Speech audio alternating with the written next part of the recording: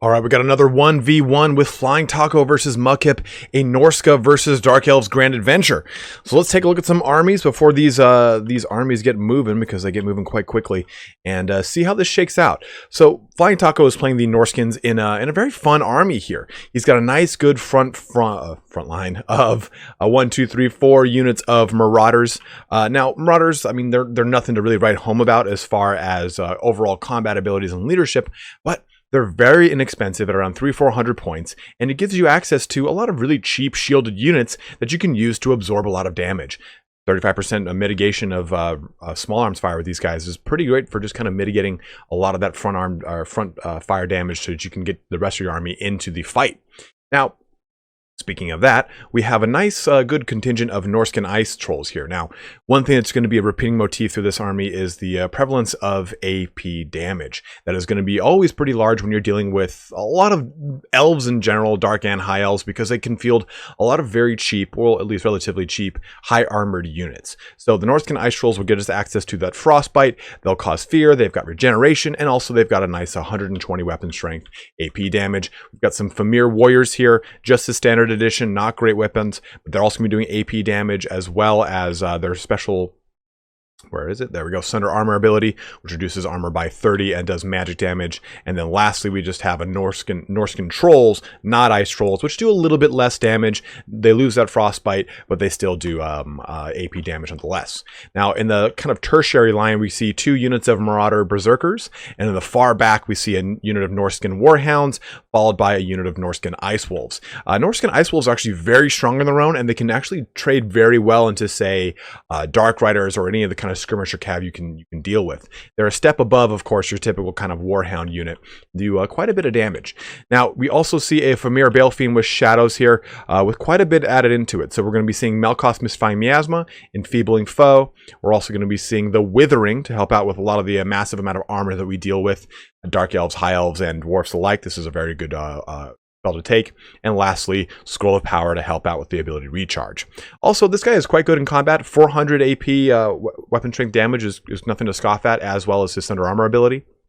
But the big boy here, the big Mamba Jamba, look at this guy, is our Marauder Chieftain, just not wearing pants, on his War Mammoth, ready to just deliver that ass. Now, 525 AP anti-infantry here. He'll just be scoring his way through the Dark Elf infantry, which is already pretty elite and prevalent as is. So this is quite a fun little army here. What I think Flying Taco is going to want to do is use his Marauders to absorb a lot of the range damage you're going to see from a Dark Elf firing line, and then use all of his larger creatures to help push in. And then in addition to that, you're going to use the Marauder Berserkers to help kind of wade their way through the path that those larger creatures create. Now, Mukip here, let's take a look at his army. It's kind of built to counter what we see with Flying Taco's army. We see 3 units of Sisters of Slaughter, and these people, these girls are just going to rip through stuff. They are not very armored. They do not have a very high defense towards range, but they're going to be able to just do so much damage to the lightly armored units of a Norscan line, minus for the exception of, say, Marauder Champions, which do have a pretty sizable, I think it's 80 armor. So we're going to be seeing these guys just rip through, these girls rip through stuff. They have, of course, their Trial of Blades mechanic, which will boost their AP and melee attack as they're winning combat, but not when they're losing. And then we're going to see a total of 1, 2, 3, 4 units of Dread Spears, then 2 units of Shades here in the mid-range. A very interesting choice. You don't typically see these in competitive games, but they've started to really kind of come into their own as the mechanics of units that can stock and then come out and start shooting has become more and more prevalent throughout the competitive realm. Those Shades have started to kind of come up a little bit. They are still quite expensive. We see 2 Dark Shards with shields, followed by 2 units of Cold One Knights, bringing some nice AP and anti-large to the table, which is going to be very needed. And then 2 units of Dark Riders with shields, followed by the not management, but the leadership here with the Supreme Sorceress, only having Spirit Leech, just looking to do some damage to the casters, and an Opal Amulet. She did take Arnzipal's Black Horror, which is a very fun wind spell, which I hope to catch on camera here as this fight goes underway. But you can see both of these armies are moving towards each other quite quickly. I did forget to mention, we have 2 units of Skin Wolves over here in Flying Taco's army. These guys, of course, are going to be doing a lot of anti-large damage, but they are not the armored variant, so he does have to be careful with how they engage into this army. They can get cut up pretty quickly depending on what goes on.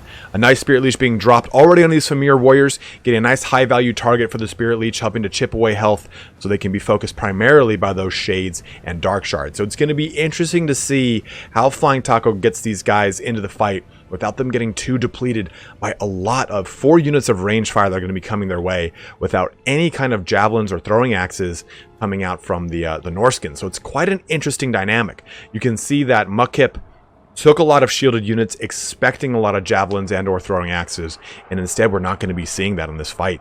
We're going to be seeing almost an entirely a melee Norscan army. But that chieftain is looking to just kind of wade his way in early. That fire is already kind of making its way downtown and into the chieftain. Flying Taco is doing a good job of juking the chieftain around, though, making sure that he is not an easy target to just absorb all of that Dark Shard fire here. Marauders coming in for an early charge right onto the Sisters of Slaughter, being supported by their chieftain. And a real great move here. Nice, just leaping charge right onto those girls, hacking and slashing. They got the War Mammoth wading through them as well. And a real great kind of initial push here. Nice alpha strike to get right into that back line here of all those Dark Shards. You can see them just bulldozing right through those Sisters of Slaughter. But it is kind of a bit of a trap. If Flying Taco pushes in too hard, you can already see Mukip is using his Cold One Knights to shore up that gap that's going to be created quite quickly. Throughout the line here, though, we can see the bigger units like the Familiar Warriors bulldozing their way through into the Sisters of Slaughter, but also being hit with a Spirit Leech. Same thing over here. Norse controls into these Dread Spears with some Marauders coming in to help support them. Let's watch this battle kind of unfold here. Skin Wolves in the back jumping onto those Dark Riders. A very good target here because they're going to rip through those Dark Riders so fast. They are lightly armored by comparison to the heavy AP and weapon damage that is going to be coming out from the Skin Wolves. Fighter Die has been tripped off by the Marauder Chieftain, helping out that melee attack and the leadership all around.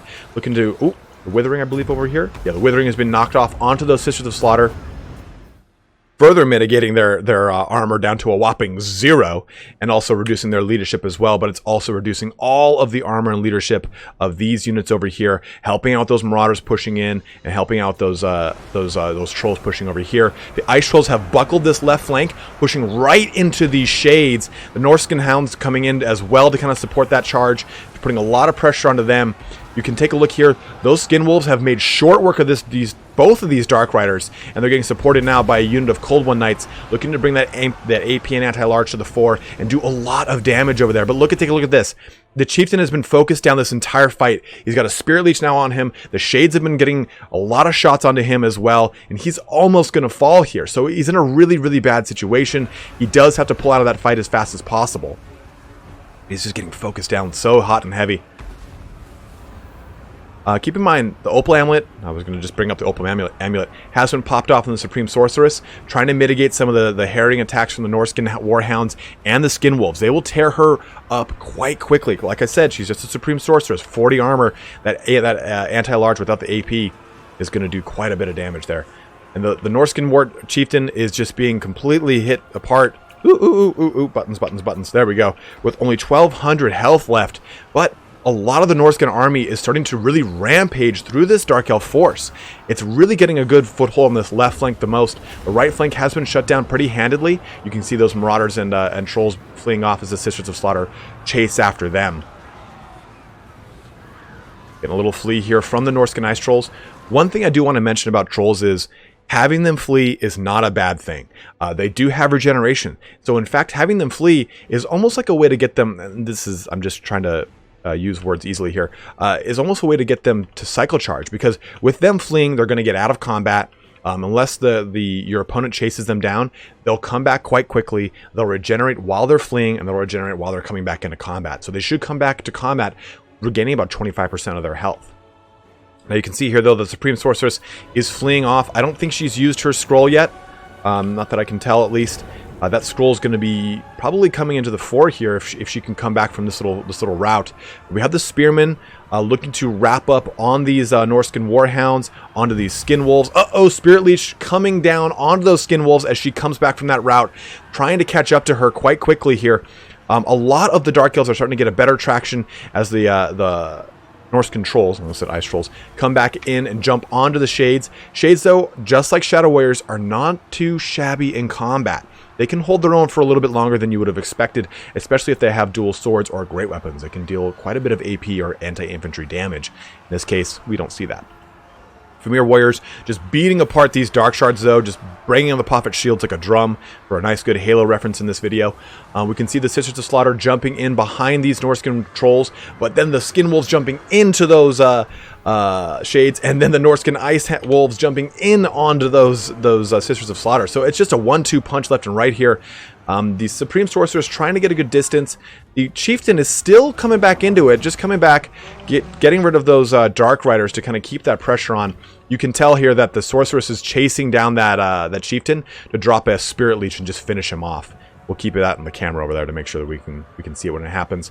But we're getting those Warhounds jumping right into those Dark Shards. A real good charge there by Flying Taco, keeping good pressure onto Mukip's flying or range damage, which is really good, I think.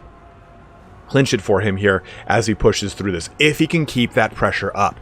That range damage is going to be so crucial to helping push Mukip ahead, as well as keeping these Sisters of Slaughter in really good engagements.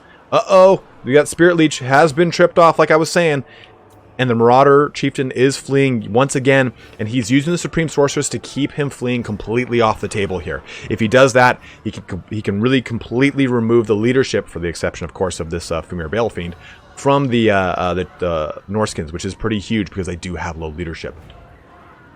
Norskins trying to reconvene here. They are dealing with some units of Sisters of Slaughter and this unit of Shades, which has got quite a bit of ammunition here, just looking to pluck apart stuff as best it can. Those Sisters of Slaughter, even though they're all pretty well depleted, they're very strong in combat nonetheless. We can take a look here. They do have it was called Dodge in the tabletop, but it gives these girls a 20% physical resistance. So they might not have high armor, but they're mitigating 20% of the damage that's coming their way almost immediately. Getting some things kind of rallying here in the back line. Well, not there, but here so much. Just a unit of trolls here. They will be regenerating their way back to the conflict here. And it's really not looking good for both the Dark Elves and the Norskins here, but the balance of power has shifted very heavily in Flying Taco's favor here. He's put a lot of all the Sisters of Slaughter to rout, and he just has to deal really with this big unit of Dread Spears here, which I think is going to get knocked apart by all of the large units that are just going to smash their way through this. He still has quite a good unit of Norscan Skin Wolves all the way in the back that he can help bring into this, and the balance of power is shifting more and more in Flying Taco's favor. Woo! A Pyrrhic victory indeed for Flying Taco here. He kept a lot of really good pressure on the units that I think he needed to. At the same time, Mukip did a really good job of focusing down the Chieftain as fast as he could. The Chieftain was out of the fight in the first 1 minute or so of engagement. Yeah, his left line buckled, but he kept his right line so much stronger that he was able to keep the amount of Dark Shards and Shades on his right flank continuously firing onto the Chieftain to really pull ahead in the fight as far as the leadership of the armies go. But I think that Flying Taco had so many overwhelming, fast-moving units that he was able to swarm the entire range bracket of Mukip's army. I think the big charge that really kind of helped Flying Taco get a little bit of a what's it called, a snowball effect, was when he had his 2 Skin Wolves charge into Mukip's 2 Dark Riders and crush them. Take a look at this. Dark Riders got 0 kills on their engagement with those Skin Wolves. Skin Wolves, between both of them, got 195 kills, which is quite substantial. They were able to shut down those Dark Riders, which would have put a lot of pressure onto the Norscan Warhounds, even killing them, and Elise would have traded heavily into the Norscan Ice Wolves. He was able to use his Skin Wolves, shut down those Dark Riders, and those Ice Wolves and Warhounds were able to rampage throughout the rest of the fight the entire time. So, hats off to both these gentlemen, Flying Taco and Mukip. They're both heavily in the competitive circuit. If you haven't, check out Turin's Internal Challenger League. He always has these gentlemen kind of playing through stuff. But as always, guys, thank you so much for watching here today. Huge hats off to the individuals. Flying Taco sent me this replay, so thank you, Flying Taco, and thank you, Mukip, for playing through on this one. But as always, guys, have a good one and take care.